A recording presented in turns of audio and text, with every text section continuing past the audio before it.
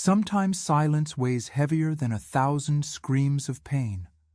For 40 years, every time I opened my mouth to speak, I tasted fear on the tongue they threatened to cut out. Good morning, my dears. My name is Emily Thornton.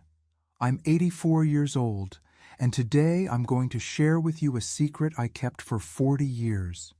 Before I begin, I'd like to ask you to like this video and subscribe to the channel so you don't miss any of my stories. Tell me in the comments where you're watching from today. I love knowing my words reach places I might never have the opportunity to visit personally. Now for my story. I was born in rural Virginia, into a simple, hard-working family. My father was a carpenter and my mother a seamstress. I grew up learning that honesty and hard work were the greatest values anyone could have.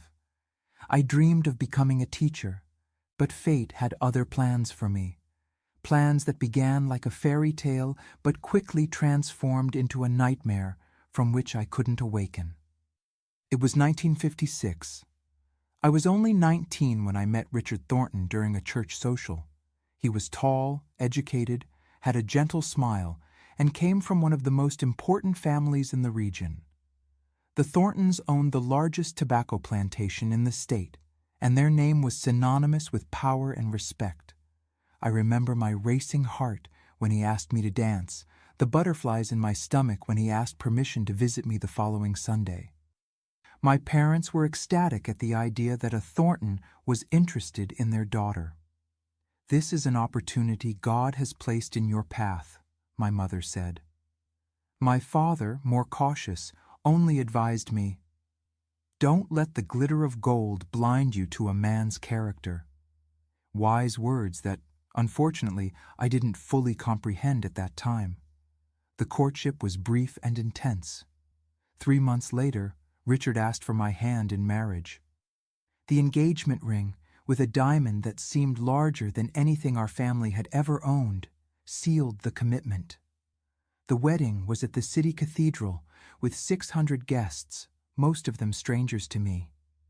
I wore a French silk dress, specially imported for the occasion, chosen not by me, but by Mrs. Eleanor Thornton, my future mother-in-law. That was the first sign of what my life would be like from then on.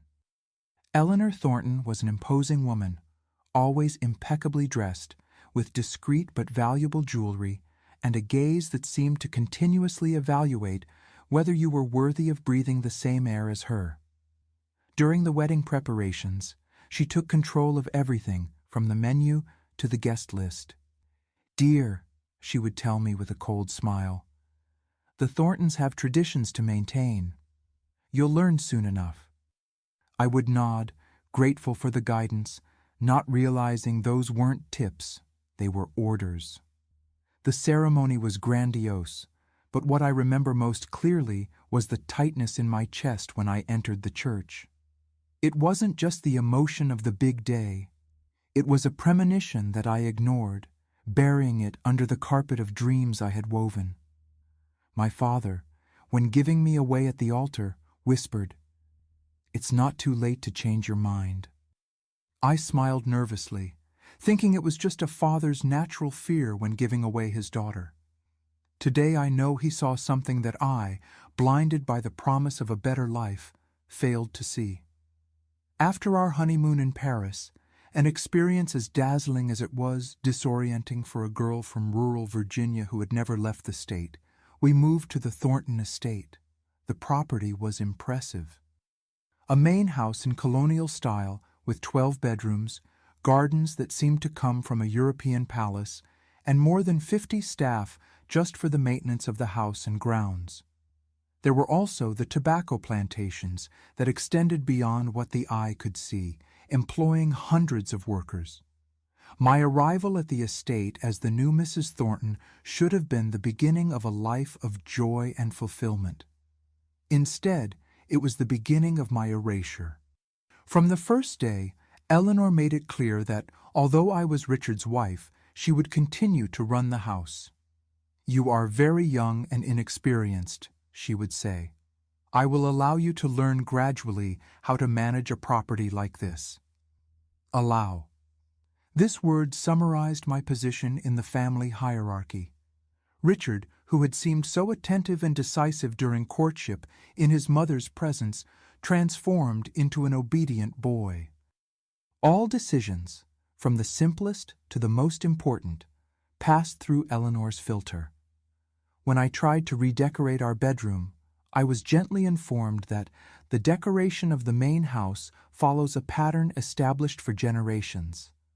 When I suggested inviting my parents for Sunday lunch, Eleanor explained that the family's social calendar was already full for the coming months. The first months were about adaptation and hope.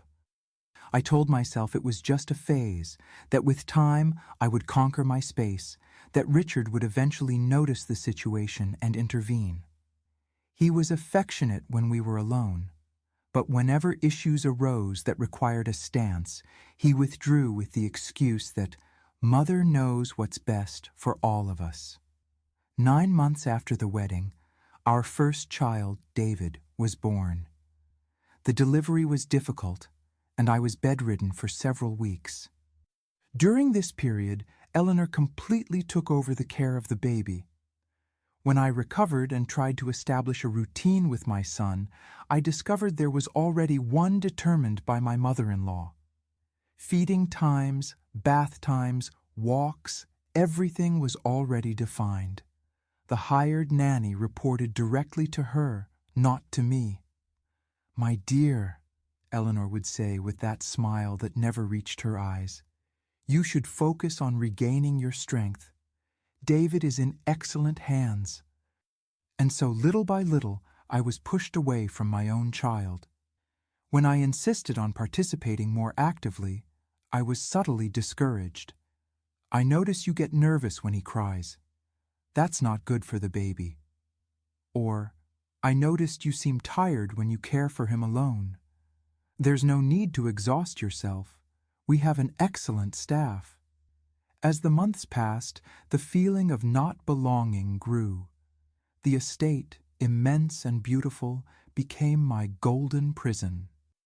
My contacts with family and the few friends I had were gradually reduced.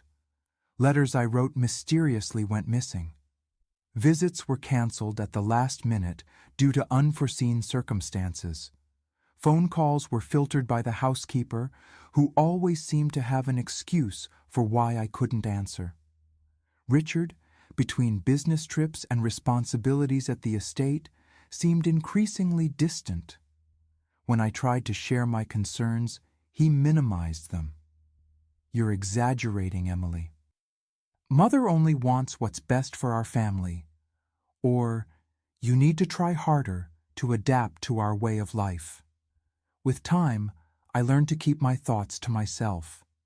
Silence began to become my most faithful companion.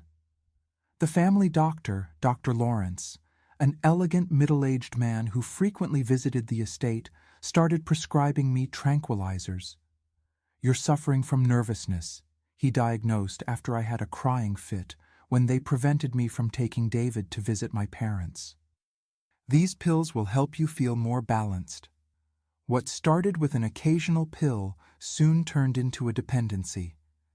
The pills left me numb, easier to control. There were days when I could barely remember what had happened in the previous hours. The relationship between Eleanor and Dr. Lawrence always intrigued me. They had long conversations behind closed doors, and sometimes I caught glances between them that suggested an intimacy beyond the friendship between a longtime patient and her doctor.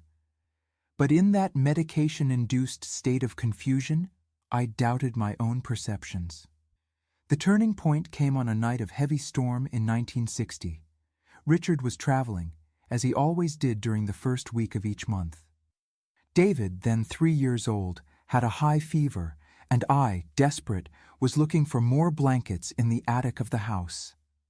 It was there, among old trunks and furniture covered by sheets, that I found a carved wooden box with the initials ETL.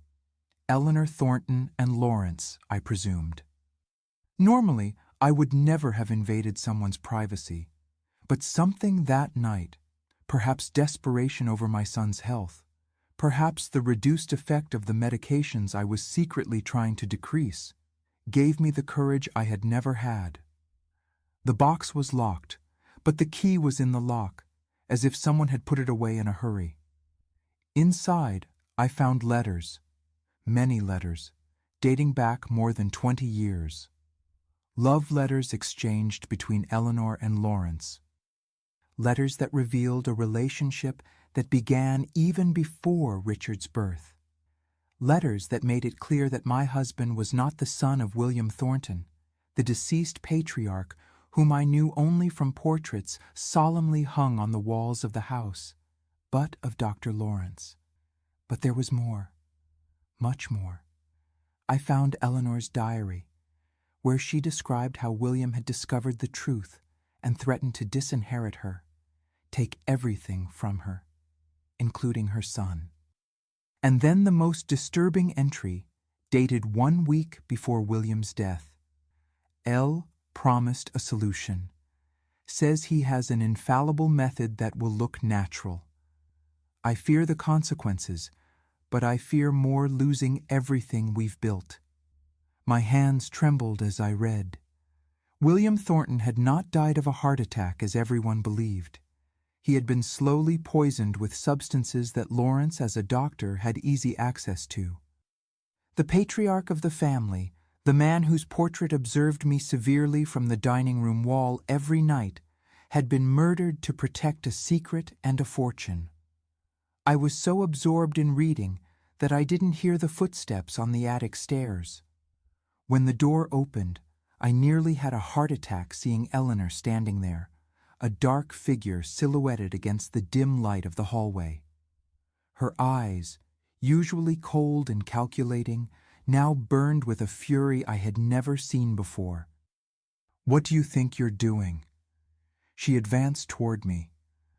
I tried to explain about the blankets, about David being sick, but the words wouldn't come out. She looked at the open box, at the letters scattered on the floor, and her face transformed. For a moment, I thought she would attack me physically. Instead, she did something much worse. With a terrifying calmness, she bent down until her face was inches from mine and said, "If a word about this leaves your mouth, I'll cut out your tongue and you'll be committed as insane. You'll never see your children again. I have doctors, judges, and politicians in my pocket. You are nobody, Emily. Nobody will believe you." It wasn't an empty threat. In the few years I had spent in that house, I had seen the power the Thorntons wielded in the region. I had seen how authorities bowed, how favors were granted, how problems simply disappeared.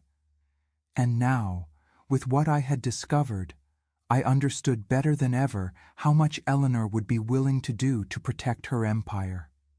That night, as I held my feverish son in my arms, I made the decision that would define the next 4 decades of my life. I would remain silent for David's sake, for my own sake. I would pretend I had never seen those letters, that I had never discovered the sordid truth behind the respectable facade of the Thornton family. And so began my long winter of silence. In the days that followed, I realized something had fundamentally changed in the dynamics of the house. The surveillance over me, which was already constant, intensified. A new maid was assigned to help me, or rather, to spy on me.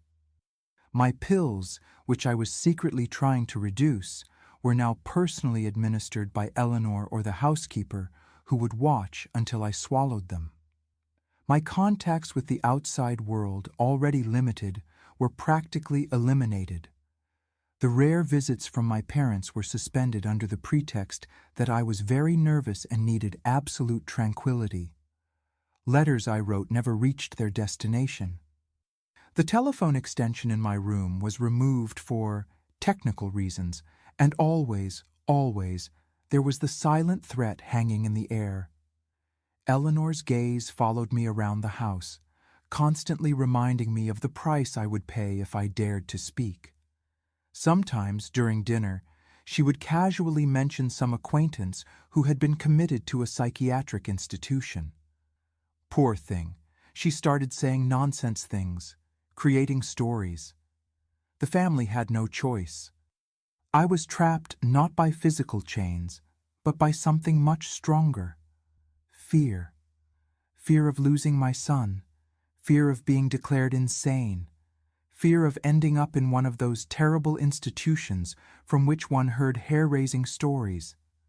And so, day after day, I sank deeper into silence, which would become my prison for 40 long years. The following years were like living in a cotton world.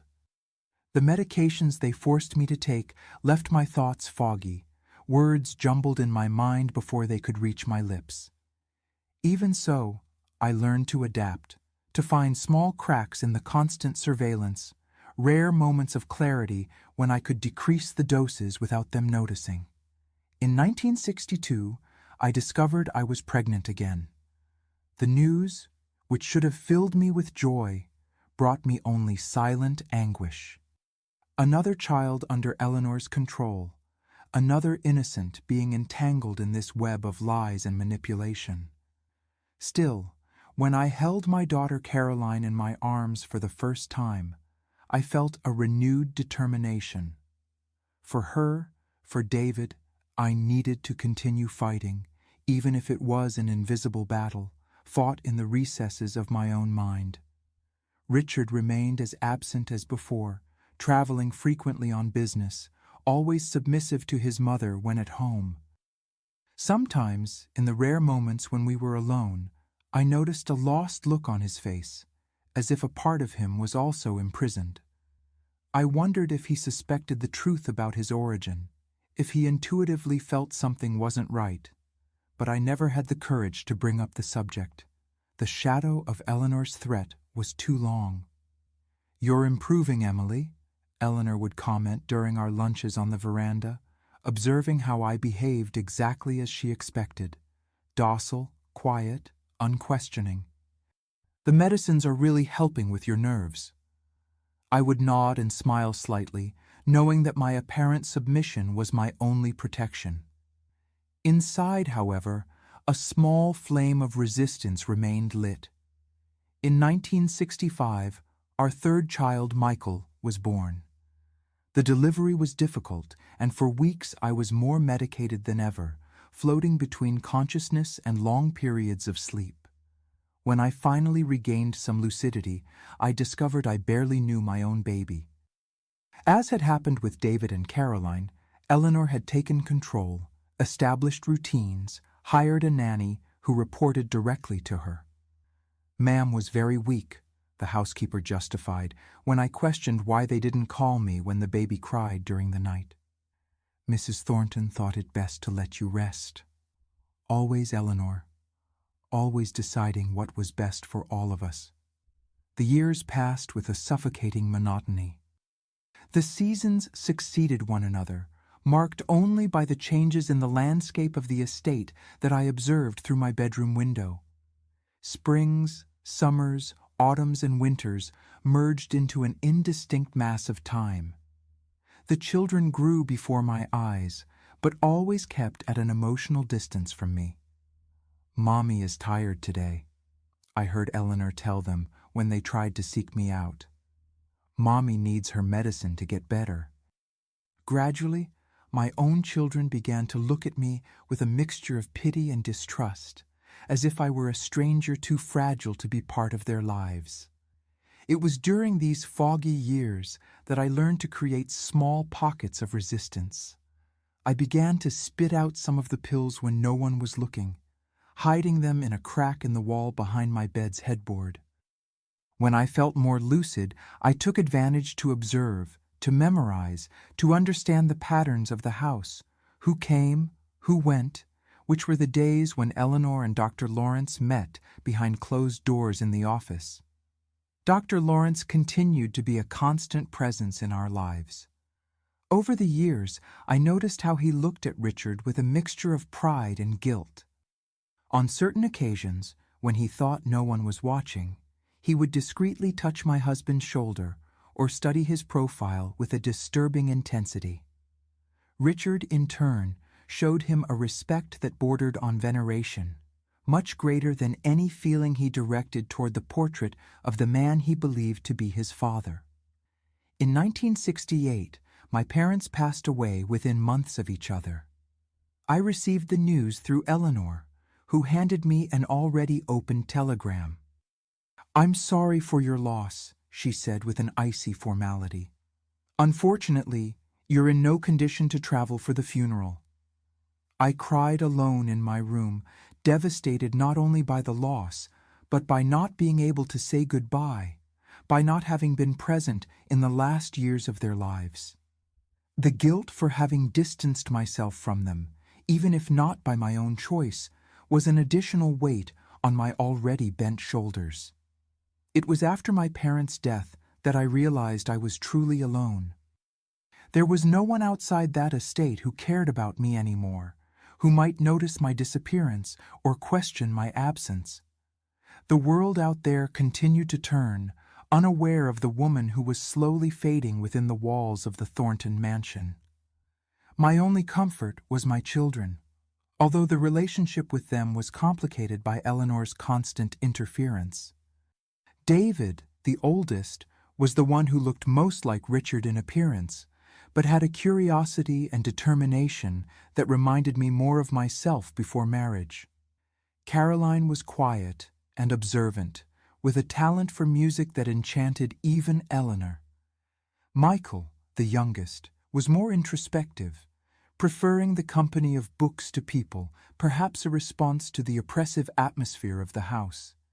When I managed moments of clarity, I tried to approach them, to tell stories from my childhood, to teach small things I had learned from my own mother. Sometimes, in the rare moments when Eleanor was visiting friends in town, or when Richard took her for medical consultations in Richmond, I felt I could establish a genuine connection with my children. But these occasions were too brief, and soon the suffocating routine would reinstate itself. As the 1970s approached, I noticed subtle changes in the dynamics of the house. Eleanor, now nearing 70, was beginning to show signs of aging. Her posture was no longer so erect, her step no longer so firm. Dr. Lawrence came more frequently, and his closed-door consultations lasted longer. His visits now included a nurse who stayed in one of the guest rooms. Taking advantage of the focus diverted from me, I began to reduce my medication even more, hiding pills in increasingly ingenious places. Gradually, my mind cleared, and I began to more actively plan how I could protect my children, and perhaps, one day, reveal the truth. 1972 brought a significant change. David, then 15, would be sent to a boarding school in the capital. "It's a family tradition," Eleanor explained during dinner. "All Thornton men receive an excellent education to take over the business." Richard nodded proudly, not noticing how my heart broke at the prospect of losing daily contact with my firstborn. The night before David's departure, I managed a rare moment alone with him. The housekeeper had retired early with a headache, and Eleanor was busy in her room with the nurse. I found my son in the library, packing some books he wanted to take. "Are you happy about this change?" I asked, trying to keep my voice steady despite the lump in my throat. David looked at me with an expression that mixed surprise and curiosity. It was rare for me to initiate a conversation, rarer still for us to be alone. "I think so," he answered cautiously. "Grandmother says it's important for my future." "Grandmother says many things," I murmured. And then, gathering a courage I didn't know I still possessed, I added, "Not all are true." I saw the astonishment on his face, followed by a spark of interest. For a moment, I considered telling everything, unburdening the terrible weight I had carried for more than a decade. But the fear was too strong, too deeply rooted. What if Eleanor found out? What if she carried out her threat? I couldn't risk it. "What do you mean, Mom?" David asked, approaching. Just promise me you'll think for yourself, I responded, holding his hands. That you'll question what they tell you, that you'll seek your own answers, and that you'll never, never forget that I love you, even when I seem absent. He nodded, confused but attentive. Before I could say more, we heard footsteps in the hallway. I quickly returned to the submissive posture I had perfected over the years, commenting casually about the weather as the housekeeper entered the library. In the months that followed David's departure, I plunged into a period of deep melancholy. The letters he sent always arrived opened, obviously read by Eleanor before reaching my hands. They were formal letters, full of accounts of his studies and new friendships, but empty of the intimacy we had begun to build. When he returned for holidays, he was always surrounded by Eleanor, who organized dinners and receptions to showcase the future of the Thornton family. In 1975, David returned for summer vacation transformed. At 18, he was taller, more confident, and there was something different in his gaze. An intensity, a determination that wasn't there before. During one of the formal dinners that Eleanor regularly organized, I noticed how he carefully observed the interaction between his grandmother and Dr. Lawrence, how his eyes narrowed when he saw me taking the pills that were still administered to me daily. One afternoon, while I was resting in the winter garden, David approached, making sure we were alone, sat beside me, and without preamble asked, "Mom, why do you take so many medicines?" The direct question caught me off guard. It was the first time in years that someone openly questioned my medication. I hesitated, torn between the desire to open my heart and the deeply rooted fear. "For the nerves," I automatically replied, repeating the explanation I had heard hundreds of times. "Dr. Lawrence says I need them to stay balanced." "And do you believe that?" he insisted, his eyes fixed on mine. The question hung in the air between us, loaded with implications. For a moment, I considered lying, continuing the facade that had become my life. But something in my son's gaze, perhaps the same determination I had lost over the years, gave me courage. "No!" I whispered so low that he had to lean in to hear. "I don't believe it." I saw the impact of my words on his face, the understanding dawning in his eyes. Before I could say more, we heard Eleanor's voice calling from the hallway. David quickly squeezed my hand and stood up. "We'll talk more," he promised. And then, in a loud voice for anyone who might be listening, "Rest well, Mom. You look tired today." In the following weeks, David found ingenious ways to create private moments between us. Casual questions asked when we passed each other in the hallways. Seemingly innocent conversations during garden walks that could be observed but not heard. Small notes hidden in the books he lent me. Little by little, I revealed fragments of the truth. How the medicines had started soon after his birth. How my communication with the outside world had been cut off. How I felt constantly watched, controlled. I didn't mention the bigger secret, the diary, the letters, the truth about Richard's birth and William's death. The fear was still too strong. Eleanor's threat still echoed in my ears. It was David who, on his own, began to interfere with my medication. "We've swapped some of your pills," he revealed in a note. "Caroline is helping me. You'll start to feel your mind clearer in the coming days." And so it was. Gradually, the fog that had enveloped my thoughts for so many years began to dissipate. I began to notice things I had ignored, connections I hadn't made. How Eleanor seemed increasingly fragile, more dependent on Dr. Lawrence. How Richard took on more responsibilities in the business, but continued to seek his mother's approval for each decision. How Caroline and Michael, now teenagers, developed their own strategies to deal with the oppressive atmosphere of the house. Mental clarity brought both relief and pain. Finally, I could think lucidly, plan, dream of a possible liberation, but it also meant fully facing the reality of the lost years, the opportunities I never had, the mother I couldn't be to my children. On a rainy night, a few days before David's return to boarding school, he found me alone in the library. In a low voice, he revealed his plan. "I'm going to study medicine, Mom. I'm going to find out what these medicines really do to you, and when I graduate, I'll free you from them once and for all." I felt a mixture of pride and terror. Pride for the determined man my son was becoming. Terror for what Eleanor might do if she discovered his plans. "Be careful," I implored, holding his hands. "She's more dangerous than you imagine." "I know," he responded with a wisdom beyond his years. "I realized that a long time ago. There's something wrong in this house, something beyond the medicines they force you to take, and I'm going to find out what it is." Before I could warn him about the risks, about the terrible secret I had discovered that stormy night so many years ago, we were interrupted by the sound of footsteps. Quickly, David picked up a book from the shelf and began leafing through it while I returned to my embroidery, once again assuming the mask of docility that had become my protection. The next day, Eleanor announced she had made arrangements for David to continue his studies in Europe. "An exceptional opportunity," she explained during lunch.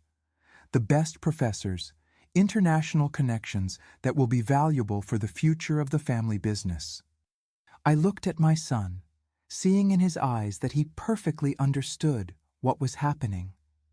Eleanor had noticed our approach, noticed the change in my behavior, and was separating us before we could strengthen our alliance further. On the eve of his departure, David managed one last moment alone with me. "This isn't goodbye," he assured, his voice firm despite the emotion. "I'll continue our plan even from a distance. And one day, Mom, I'll free you from this prison." As the car took him to the airport the next morning, I stood at my bedroom window, watching until it disappeared around the bend in the road. A part of me was leaving with him, the part that had begun to believe liberation was possible. But another part, the one that had learned to survive during so many years of silence, knew I would need to continue resisting day after day until that promise could be fulfilled. The years that followed David's departure for Europe were the loneliest of my life. His absence left a void that seemed impossible to fill, despite the presence of Caroline and Michael in the house. Eleanor, always vigilant, intensified her control over me. My medicines returned to being administered with implacable rigor, always under direct supervision, making any attempt to avoid them impossible. "It's for your own good, Emily," she repeated with that cold smile that never reached her eyes. "You seemed so agitated in the last weeks before David's departure." The letters from my son arrived regularly, but always passed through Eleanor's filter before reaching my hands. They were formal letters talking about his medical studies at the University of Heidelberg in Germany, about the European climate, about the cultural differences he encountered. To inattentive eyes, they would seem just accounts of a young man excited about his new life. But for me, who had learned to read between the lines during years of oppression, there were hidden messages. "The university library is fascinating, Mom. I'm researching historical treatments for nervousness and how many were used more for control than for cure. I've been learning a lot about how certain substances can alter perception and memory." I immediately understood what he was investigating, the medications that had been administered to me for so many years. In another letter, months later, he mentioned, "I met a very interesting professor who worked in several hospitals in Europe. He has been guiding me in research on medical ethics and the misuse of authority by certain professionals. Really disturbing stories he shared about doctors who abuse their patients' trust. My heart raced as I read these words. David was investigating not just my situation, but possibly Dr. Lawrence's past as well. I felt a mixture of hope and terror. Hope that finally the truth might come to light. Terror for what Eleanor might do if she discovered. The 1970s advanced, bringing subtle changes to the structure of the house. Eleanor, now in her 70s, began to show more evident signs of physical fragility, although her control over the family remained unwavering. Dr. Lawrence, equally aged, came with even greater frequency, often spending the night in one of the guest rooms, under the pretext of monitoring her health. Caroline, my middle child, turned 18 in 1977, and, to my surprise, managed to convince her grandmother to allow her to study music at the conservatory in the capital, instead of following the traditional path of women in the family, which usually involved arranged marriages to sons of other powerful families. She has exceptional talent, argued the private tutor who came to the estate to give piano lessons.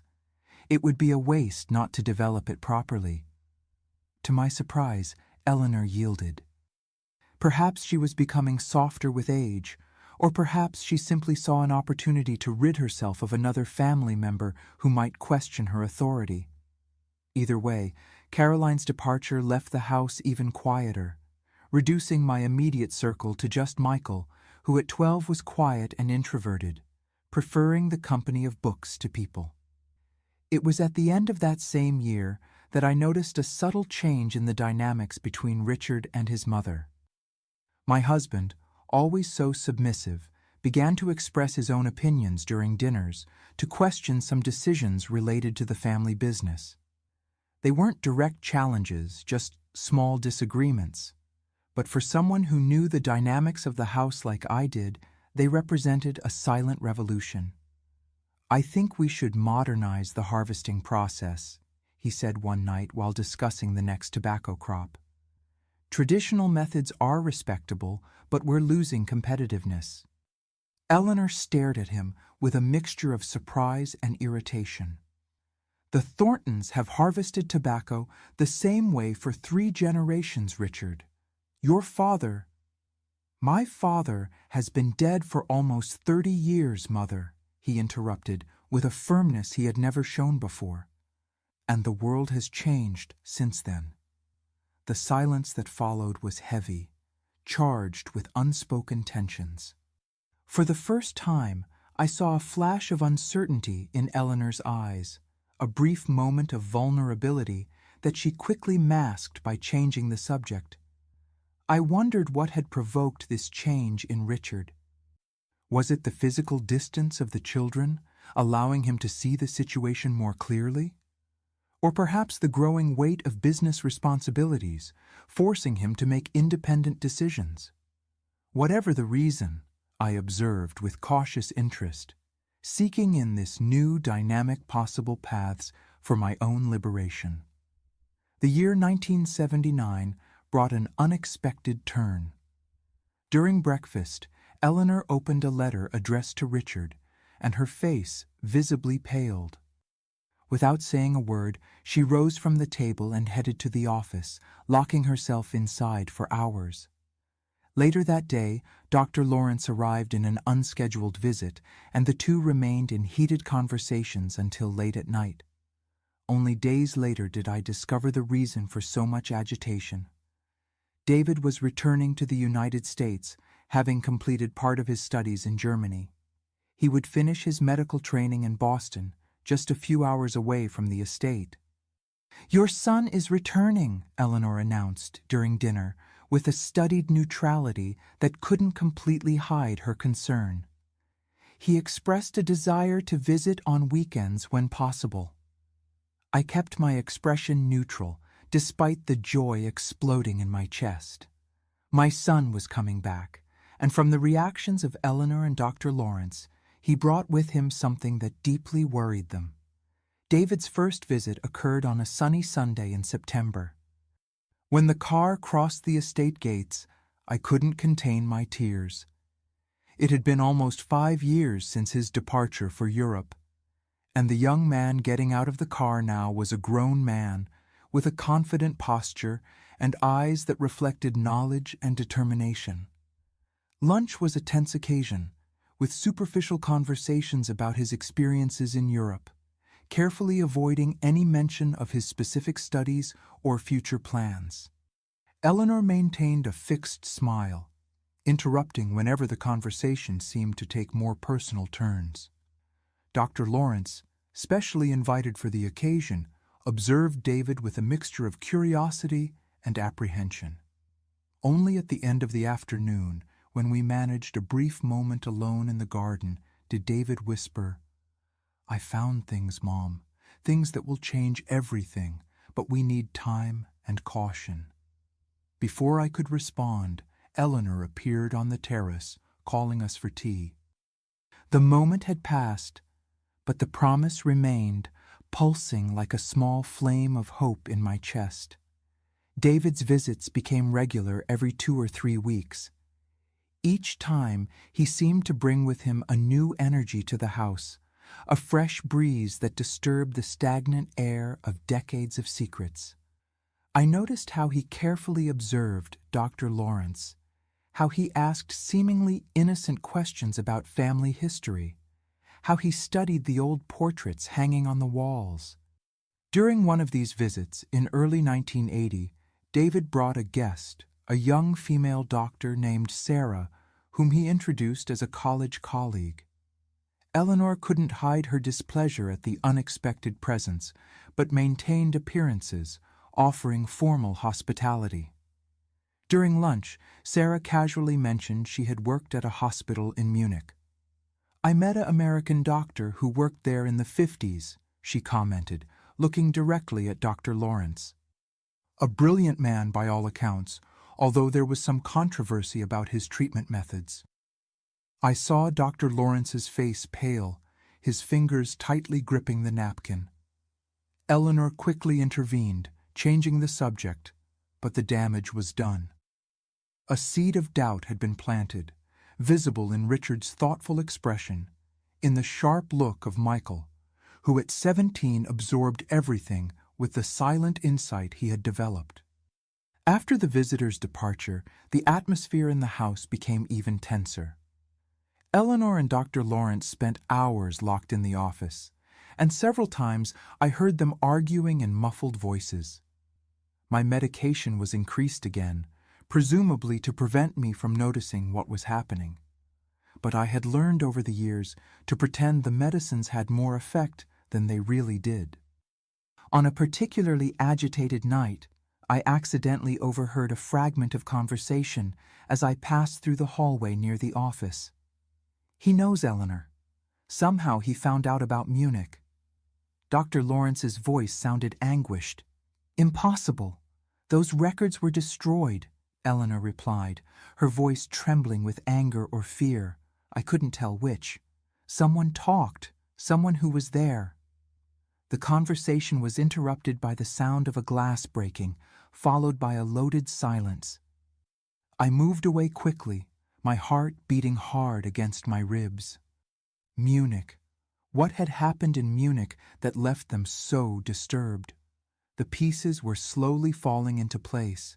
David's letters mentioning his research on medical ethics, Sarah's reference to the hospital in Munich, Dr. Lawrence's poorly disguised panic. There was something in his past, something that David had discovered during his years in Germany. In the following weeks, I noticed subtle changes in Richard's behavior. He spent more time in the office reviewing old documents. He made private calls, seemed more distant and thoughtful during meals. Once I caught him staring fixedly at William Thornton's portrait, studying the features of the man he believed to be his father. David returned on a rainy afternoon in May, this time alone. He brought with him a folder that he guarded carefully, never letting it out of his sight. During dinner, he announced he had made an important discovery for his doctoral thesis. I'm researching questionable medical practices in the post-war period, he explained, carefully observing the reactions around the table. It's fascinating how certain professionals manage to escape scrutiny by changing countries, establishing new identities. Dr. Lawrence, present as always at Sunday dinners, choked on his wine, needing several moments to regain his composure. Eleanor gave David an icy look, while Richard seemed genuinely interested, asking for more details. "Actually, Dad," continued David, "I found a particularly interesting case of a doctor who lost his license in Germany after several patients died under his care. Experimental medications, fabricated diagnoses, a true study on the abuse of medical power." The silence that followed was deafening. You could hear the ticking of the wall clock, the sound of rain against the windows, Dr. Lawrence's accelerated breathing. "I think this kind of conversation isn't appropriate for dinner," Eleanor intervened, her voice trembling slightly despite her effort to appear controlled. "Richard, why don't you tell us about the new export contracts?" But Richard, for the first time that I could remember, completely ignored his mother's suggestion. His eyes were fixed on David, an expression of growing understanding dawning on his face. "This doctor," he asked slowly. "What was his name?" "Dr." Lawrence rose abruptly, knocking over his chair. "I need to withdraw," he announced, his face red and sweaty. "I'm not feeling well." "Sit down, Lawrence," ordered Eleanor, her voice sharp as a razor. "This is ridiculous. David is just sharing his academic research. There's no reason for alarm." But there was, and everyone at the table now realized it. Something fundamental was changing. A balance carefully maintained for decades was beginning to crumble before my eyes. After dinner, Richard invited David for a private conversation in the office. Eleanor tried to intervene, insisting she should be present, but for the first time my husband confronted her directly. "No, Mother," he said with a firmness he had never shown before. "This is a conversation between me and my son." I stayed in my room, anxiously waiting, imagining what might be being revealed in that conversation. From the windows, I observed Dr. Lawrence hastily leaving the house, getting into his car, and departing into the rainy night, the headlights briefly illuminating the raindrops before disappearing into the darkness. Hours later, Richard came to my room, something he rarely did. His face was pale, his eyes red as if he had cried or held back tears. "Emily," he said, sitting heavily on the edge of the bed, "I think we need to talk. There are things that David discovered about Lawrence, about my mother, about me." In that moment, I understood that the moment I had both feared and simultaneously awaited had finally arrived. The truth, buried for so long under layers of lies, threats, and manipulation, was emerging to the surface. The secret that had forced me into 40 years of silence was about to be revealed. "You already knew, didn't you?" Richard asked, his eyes searching mine. "All this time, you knew." I felt the weight of 4 decades of forced silence, of constant fear, of medications that clouded my mind. I also felt a growing wave of something I hadn't experienced in a long time. Courage? "Yes," I finally answered, my voice hoarse with emotion.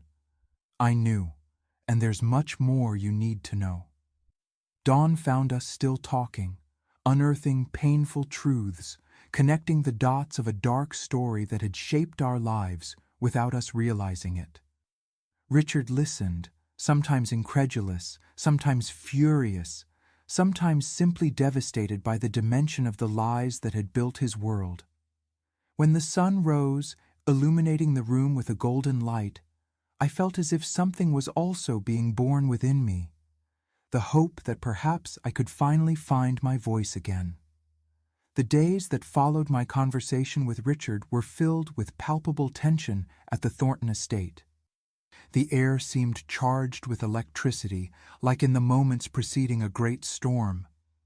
Eleanor noticed the change immediately, her sharp eyes catching every glance exchanged between Richard and me, every conversation interrupted when she entered a room. "You two seem very close lately," she commented during breakfast, her tone apparently casual, but loaded with suspicion. "It's good to see this rapprochement after so many years." Richard just nodded, avoiding her gaze. I noticed how he now observed his mother with new eyes, no longer with the blind devotion of a son, but with the critical gaze of someone who finally saw the manipulator behind the maternal mask. Dr. Lawrence did not return to the estate in the following days, claiming through a phone call that he was indisposed. His absence was deafening, an empty space that screamed truths not yet fully confronted. At the end of that week, David returned bringing more documents with him. Caroline, alerted by him, came from the capital to join us. Only Michael, who was in his last year at boarding school, remained absent. It was better that way, I thought. He was still too young to face the storm that was about to break over our family. We gathered in the office of the estate, a place that had always been Eleanor's inviolable sanctuary, and before her, William's. David carefully spread several papers on the antique mahogany desk. Copies of medical records, newspaper clippings, signed testimonies. "I found the old gardener of the estate, Mr. Jenkins," explained David. "He worked here for more than 50 years, since before Dad's birth. He's 92 now, living in a nursing home in Roanoke." Richard picked up one of the testimonies, his eyes quickly scanning the handwritten lines. His face visibly paled. "He claims he saw my mother and Lawrence planning my father's death. Williams," he quickly corrected himself. "Says he heard them discussing dosages that wouldn't leave marks, that would look like a natural heart attack." Caroline, who until then had listened in silence, let out a sob. "This can't be true," she murmured, her fingers tightening on the cross she always wore around her neck. "Grandma wouldn't do that." "There's more," continued David, pulling another set of documents, records from the Munich hospital, where Lawrence worked in the 50s before returning to the United States. He lost his medical license after the suspicious death of 5 patients. All presented the same symptoms: progressive deterioration of health without apparent cause. As David spoke, a final piece of the puzzle fell into place in my mind. The nerve pills I had been forced to take for decades weren't just to keep me docile and controlled. They were part of an ongoing experimentation, an extension of the practices that had cost Lawrence his license in Germany. "He tested drugs on me," I whispered, the realization hitting me like a punch. "All these years." Richard held my hand, his eyes shining with a contained fury I had never seen in him before. "And there's also this," concluded David, removing a sealed envelope from his folder. "The result of the DNA test I did with samples from you, Dad, and from William Thornton's portrait." The silence that followed was absolute. Through the office windows, you could hear the birds singing in the garden, the distant sound of workers in the plantations, normal life continuing oblivious to the earthquake shaking the foundations of our family. Richard stared at the envelope for long moments, as if it contained not just the results of an exam, but the entire redefinition of his existence.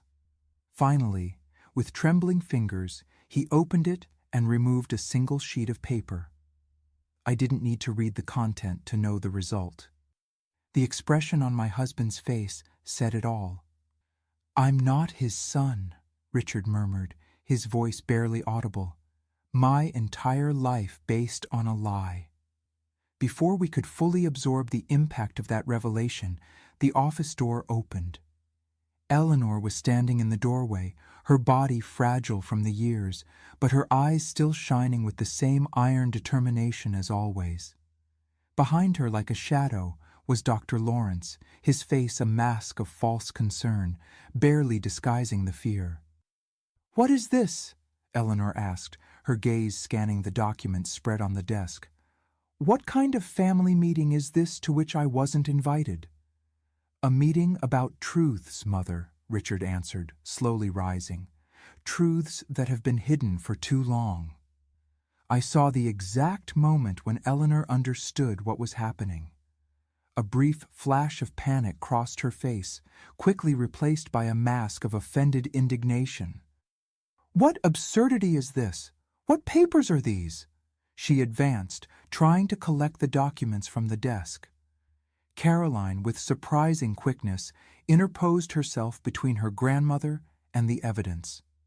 "We know everything, Grandma," said my daughter, her voice trembling but firm. "About Dr. Lawrence, about what you did to Grandpa William." Lawrence took a step back, as if wanting to flee, but David was already positioned at the door, blocking his exit. "You tested on my mother the same drugs that killed those patients in Munich, didn't you?" he asked, his voice loaded with controlled fury. "For 40 years, using her as a guinea pig for your experiments." The doctor paled, seeking Eleanor's support with his gaze.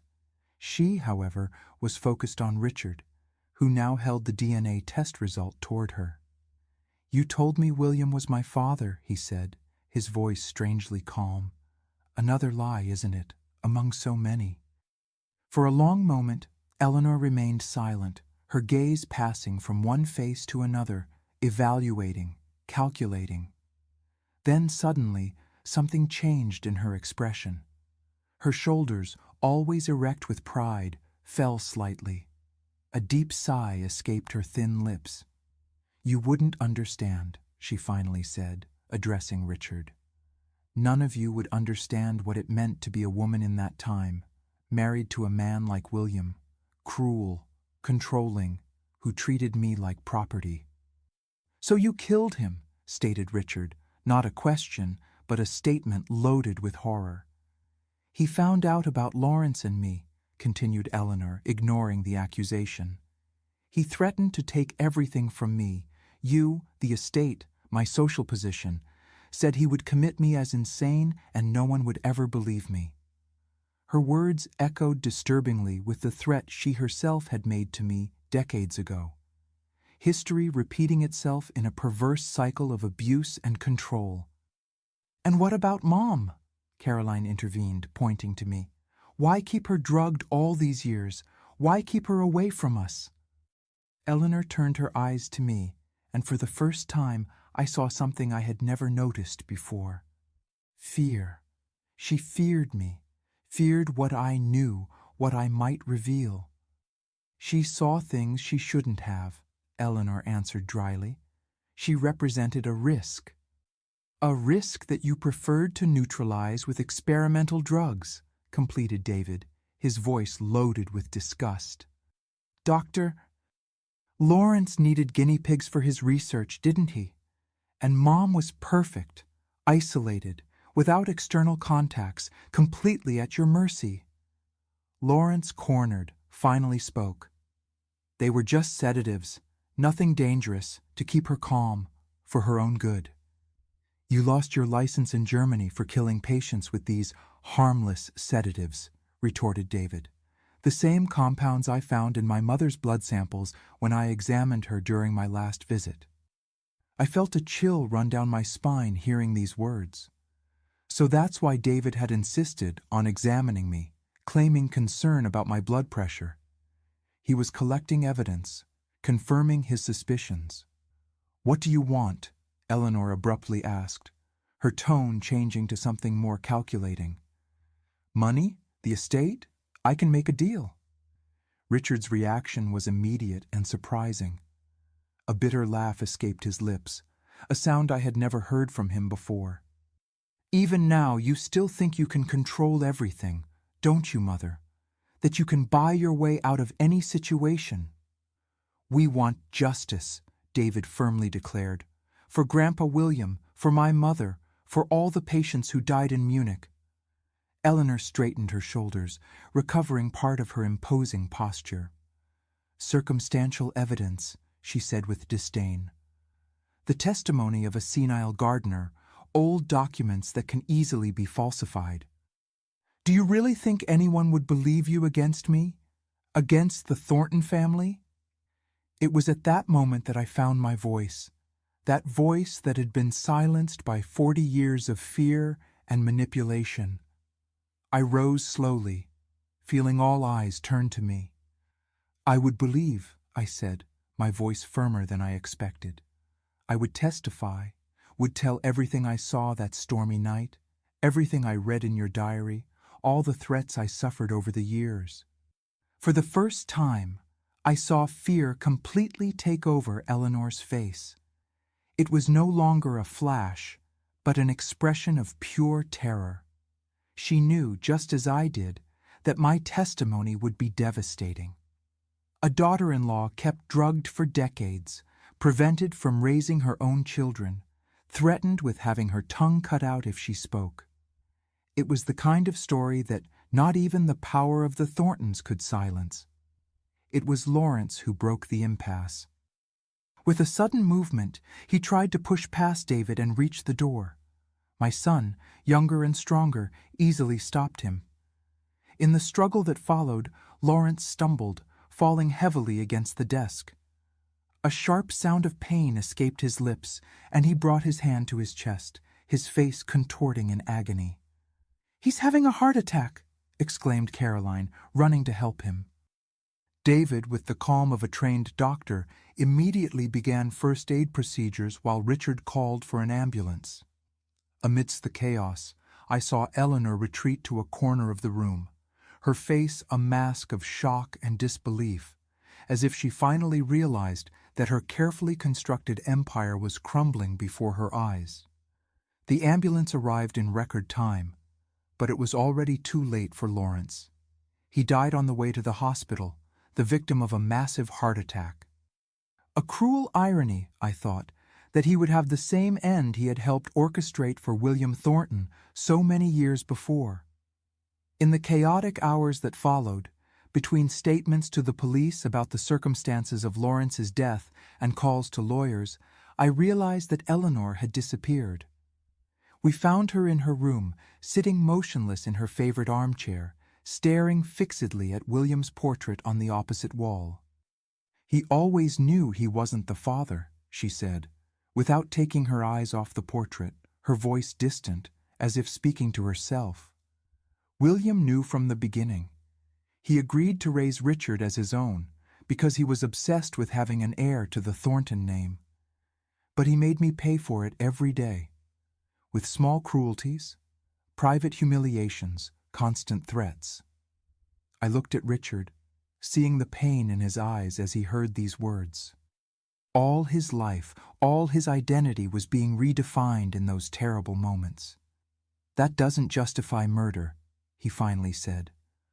"Nor what you did to Emily." Eleanor turned to face him, her eyes strangely empty. "I don't expect justification or forgiveness," she responded. "I just want you to understand that there was no choice in that time for a woman like me." Her words were interrupted by a strange sound that escaped her throat. Her body stiffened, her right arm fell limp beside the armchair, and her face contorted in an expression of pain. "Stroke," David immediately diagnosed, rushing to her side. "Call the ambulance again." The story seemed to be repeating itself with an almost cruel precision. Again the ambulance, again the race to the hospital. This time, however, Eleanor survived, although the stroke was severe enough to leave her partially paralyzed and with compromised speech. In the hospital, as we waited for news in the aseptic hallway that smelled of disinfectant and fear, Richard held my hand tightly. "I'm sorry," he said, his voice choked, "for everything you went through, for not noticing, for not protecting you." I squeezed his hand back, feeling a strange mixture of emotions. Relief for the truth finally revealed, sadness for the lost years, compassion for the man at my side, who had just discovered that his entire life had been built on lies. "We were both victims," I responded softly, "in different ways, but equally devastating." In the days that followed, while Eleanor fought for her life in the ICU, our family began the painful process of reconstruction. Michael was called back from boarding school, and together, Richard, I, David, Caroline, and Michael faced the difficult task of deciding what to do with the revelations that had shaken our foundations. After long discussions, we opted not to take William's case to the authorities. 40 years had passed, the evidence was circumstantial, and the main accomplice, Lawrence, was dead. Moreover, there was the family name to consider, not out of vanity or pride, but for the employees of the estate, for the families who depended on the Thornton businesses to survive. However, Richard insisted on a complete investigation into the medications that had been administered to me for so many years. David, using his medical contacts and the help of toxicologist colleagues, meticulously documented the compounds found in my system, comparing them with the records of the deceased patients in Munich. "These documents will be kept," decided Richard. "If we ever need them, they'll be there. For now, our priority is your recovery, Emily." And so, slowly, I began my process of detoxification and healing. Without the constant sedatives, my mind gradually cleared, although the years of medication had left sequelae, memory lapses, occasional episodes of confusion, vivid nightmares that woke me up screaming in the middle of the night. Richard, driven by a guilt that I repeatedly told him was unnecessary, became tireless in his efforts to ensure my well-being. He hired the best specialists, adapted an entire wing of the house for my rehabilitation, spent hours by my side reading, talking, simply being present. Eleanor remained in the hospital for weeks before being transferred to a specialized clinic for stroke patient recovery. Her condition remained serious, paralyzed on the right side, with severely compromised speech, dependent on constant care. We visited her regularly, although these visits were tense and loaded with unresolved emotions. During one of these visits, when we were alone in the clinic room, she managed to articulate a few words with great effort. "You won." I looked at that woman who had been my tormentor for decades, now reduced to a frail body in a hospital bed, and didn't feel the triumph she perhaps expected to see in my eyes. Instead, I felt a strange compassion. "It's not about winning or losing, Eleanor," I replied softly. "It never was a competition. You could have accepted me as a daughter. We could have been a real family." A single tear ran down her partially paralyzed face, and for a fleeting moment I glimpsed something I had never seen before in her eyes: remorse. That night, upon returning to the estate, I looked from my bedroom window at the vast starry sky above the tobacco plantations. After 40 years of forced silence, I had finally found my voice. The path to healing would be long, I knew that. But now, for the first time in decades, I felt I could breathe freely, that I could look to the future with hope instead of fear. The empire of lies had crumbled, and from the ruins perhaps we could build something new, something based not on secrets and manipulation, but on truth and understanding. If not for Eleanor, whose choices had led her down a dark path from which there was no return, at least for us, Richard, me, our children, and the generations that would come after us. "The truth," I murmured to the stars, finally liberated after 40 years of silence. The years that followed the fall of the Thornton Empire of Lies were ones of profound transformation, not just for me, but for the entire family. Like a plant that finally finds light after decades in darkness, I slowly began to unfold, to rediscover parts of myself that had been suffocated for so long. Physical recovery came first. Without the medications that had kept my body and mind numbed for 40 years, I experienced a clarity that was both liberating and frightening. Colors seemed more vibrant, sounds sharper, emotions more intense. There were days when this intensity was almost unbearable, when I felt like a newborn child, hypersensitive to every stimulus.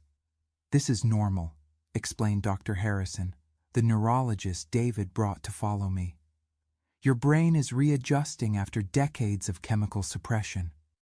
It's as if it were relearning to process the world." The nights were particularly difficult. Vivid nightmares would wake me up screaming, fragmented scenes from the past mixing in disturbing sequences. Eleanor threatening to cut out my tongue. Lawrence preparing syringes with unknown liquids. William Thornton, a man I never knew in life, observing me accusingly from his portrait. Richard, driven by a guilt I insisted wasn't his, slept in an armchair next to my bed, ready to calm me when the nightmares came. "I'm here," he would murmur, holding my trembling hands. "You're safe now." Emotional recovery was a slower and more complex process. How to rebuild an identity that had been systematically dismantled over decades. How to learn to trust, to love freely, to express opinions without the constant fear of retaliation. Therapy helped. Long sessions with a patient psychologist who guided me through the labyrinth of trauma. Gradually, I rebuilt the narrative of my life, separating what had been real from what had been fabricated by Eleanor and Lawrence's manipulation. "You're a survivor, Mrs. Thornton, Doctor," Karen would say during our sessions. "What you endured would have destroyed many people, but you found ways to preserve your core, your essence." It was true.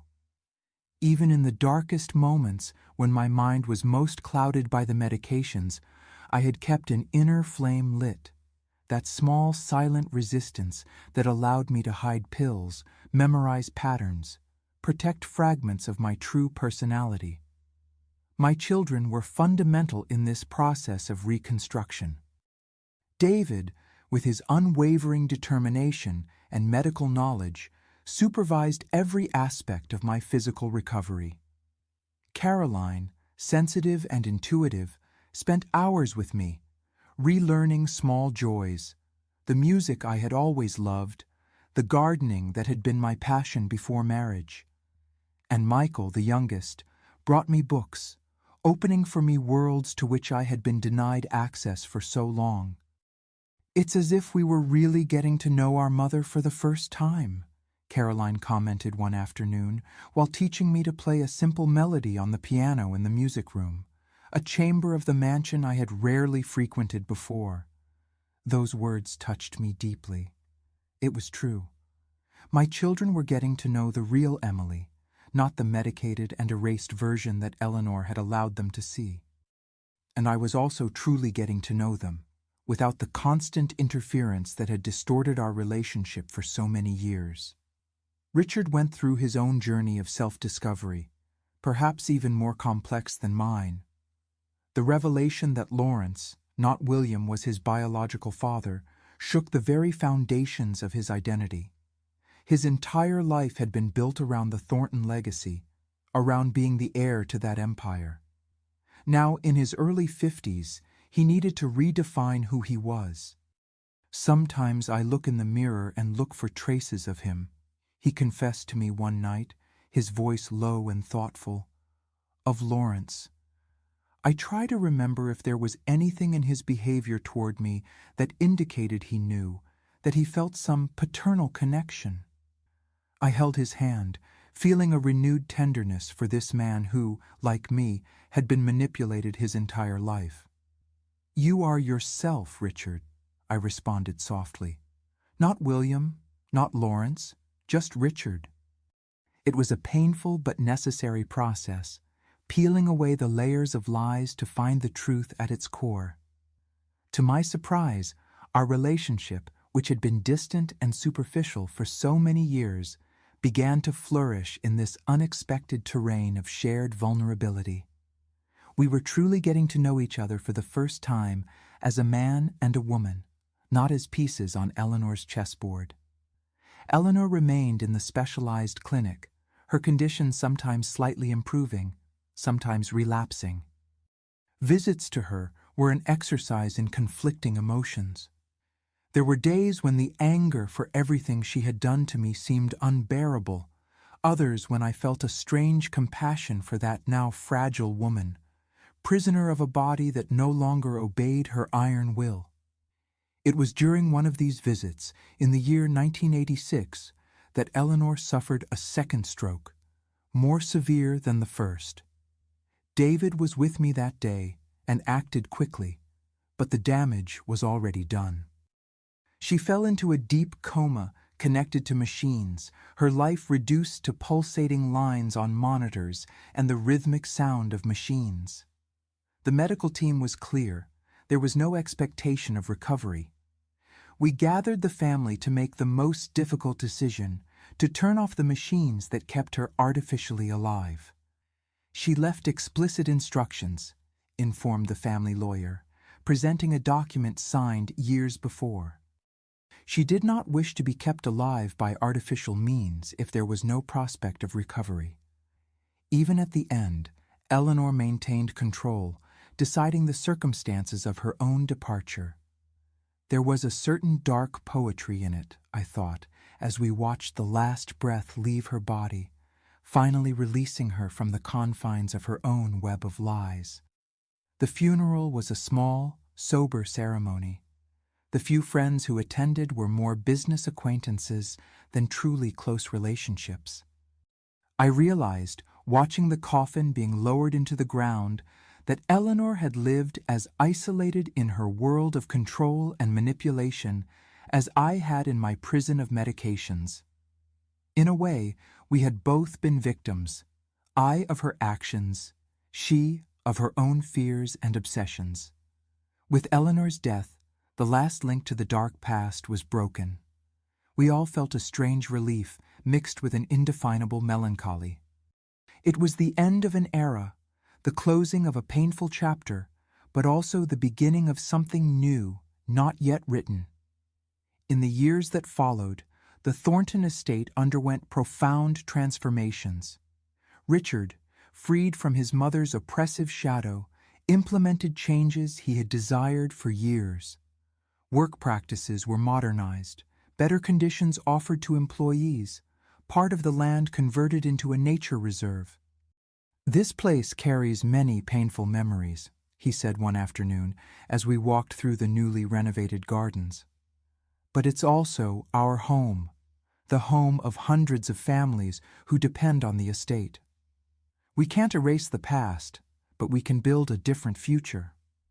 That was exactly what we were doing, day after day, brick by brick, building a future that didn't deny the past but refused to be defined by it. My own transformation continued in small daily steps. I returned to studying, something that had been interrupted when I married at 19. I started with basic books, slowly advancing until I enrolled in correspondence courses. The joy of learning, of expanding my mind after decades of intellectual confinement, was indescribable. In the year 1990, at 53, I achieved a dream I had abandoned in my youth. I graduated as a teacher. It was a simple certification to teach in the early grades, but for me, it represented a monumental victory over everything that had tried to diminish me. With Richard's support, we inaugurated a school on the estate for the employees' children. Small at first, just a room with donated desks and used books, but growing each year. Teaching those children, seeing their eyes light up with new knowledge, became my greatest joy. "You tell stories differently, Mrs.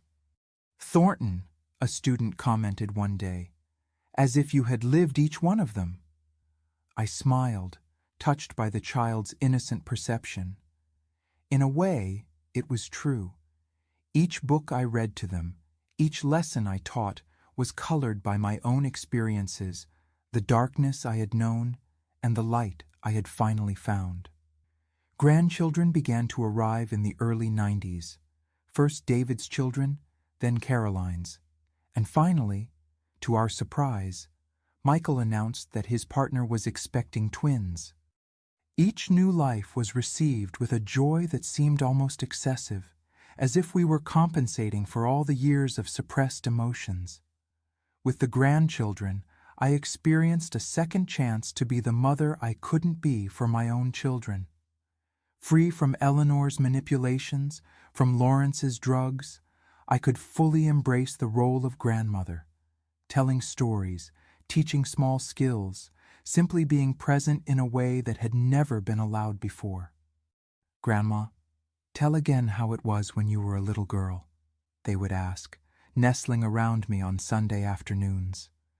And I would tell not just the happy stories of my childhood before marriage, but also softened versions of the difficult years, adapted for young ears.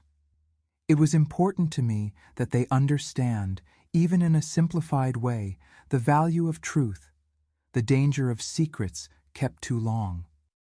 Sometimes, I would explain to them, staying silent when we should speak makes small problems grow until they become impossible to control monsters.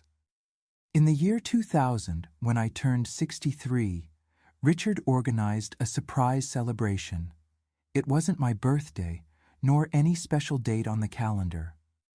It was, he explained emotionally during dinner with the whole family gathered, the 15th anniversary of freedom, marking the time since the truth had finally come to light, since I began my journey of recovery. It was on that night, surrounded by children, grandchildren, friends I had made in recent years, that I made a decision. It was time to share my complete story, not just with my immediate family, who already knew the main outlines, but with all my descendants. "I want you to know," I said, my voice firm despite the emotion that threatened to choke me, "what it means to keep a secret for 40 years. I want you to understand the price of silence so that you never are forced to pay it." In the following weeks, with the help of Caroline, who had become a talented writer, I began to record my memories. It was a painful process to relive each dark moment, each manipulation, each day lost in the fog of medications. But it was also cathartic, a final way to exorcise the ghosts that, even after so many years, still sometimes visited me in the darkest hours of the night. The manuscript grew page after page of carefully reconstructed memories. It wasn't just my story, I realized, but also Richard's, our children's, even Eleanor and Lawrence's. It was the chronicle of how secrets and lies can corrode the foundations of a family, generation after generation, until someone finds the courage to say enough. When we finished, in the autumn of that same year, we held a private ceremony in the estate's library. Each adult member of the family received a copy bound in simple leather with the title engraved in golden letters, 40 Years of Silence. "This isn't a book for the world," I explained, looking at the attentive faces around me. "It's for us, so we never forget, so the generations that will come after us understand the value of truth, even when it's painful." Richard, now with completely gray hair, but the same gentle eyes that had captivated me in my youth, squeezed my hand. "It's also a story of survival," he added, "of how it's possible to find light even after decades in darkness." He was right, I realized. My life wasn't just a story of victimization, but also of resistance. Not just of loss, but also of rediscovery. Not just of pain, but also, finally, of healing. Today, at 84, I look back and see the long path traveled, from the innocent young woman who entered the Thornton estate full of dreams, to the medicated and silenced prisoner, to the survivor who finally found her voice. Each version of me is part of the whole. Each experience shaped me into the woman I became. The secrets that forced me into silence for 40 years now rest in the light, stripped of their power to hurt. The threats that terrorized me for so long. If a word about this leaves your mouth, I'll cut out your tongue, are now just distant echoes, unable to reach the present. I look at my grandchildren, now young adults beginning their own journeys, and at my great-grandchildren, still children full of curiosity and potential. I see in them the promise of generations that will not carry the weight of the secrets that almost destroyed our family. Generations that will know the value of truth, of open communication, of love that doesn't come with conditions or manipulations. It is for them, mainly, that I break the final silence by sharing this story, so they understand that even the deepest wounds can heal, that even the darkest secrets lose their power when brought to light, that even after 40 years of silence, it's possible to find your voice again. And when you find it, there's no sweeter melody in the world than the truth finally liberated. If this story touched your heart, please leave a like and subscribe to the channel. Also share it with someone who might need courage to break their own silence. And don't forget to tell me in the comments what moved you the most or where you're watching from. Each of your comments makes me feel that these